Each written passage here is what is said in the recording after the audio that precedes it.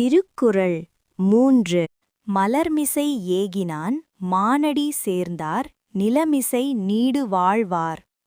பொருள் எளிமையாக, மலரின்மேல் அமர்ந்த இறைவனின் சிறந்த திருவடிகளை மனமாரத் தொழும் மக்கள் இந்த உலகில் நல்ல பெயரும் நீண்ட வாழ்வும் பெறுவர். சிறிய கதை. ஒரு சிறிய கிராமம். காலை நேரம். முருகன் என்ற சிறுவன் பூங்காவில் பூக்களை பறித்துக் கொண்டிருந்தான்.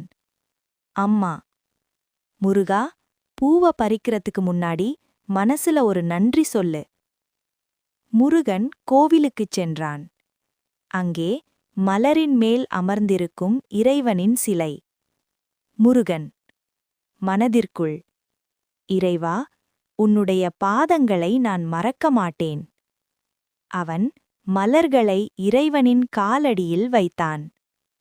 முருகன் பள்ளியில் நல்ல ஒழுக்கத்துடன் நடந்தான். ஆசிரியரை மதித்தான். நண்பர்களுக்கு உதவி செய்தான். ஆசிரியர்: முருகன் நல்ல மாணவன் மட்டுமல்ல, நல்ல மனிதனும். வளர்ந்த முருகன். பல ஆண்டுகள் கழித்து முருகன் அனைவராலும் மதிக்கப்படும் மனிதனாக மாறினான். நல்ல பெயர், அமைதியான வாழ்க்கை. மக்கள்: இவன் நல்ல மனசு கொண்டவன். முருகன் தன் மகனுக்கு சொன்னான்: இறைவனை மனதில் வைத்து வாழ்ந்தா இந்த உலகமே நம்மை நல்லா நடத்தும்.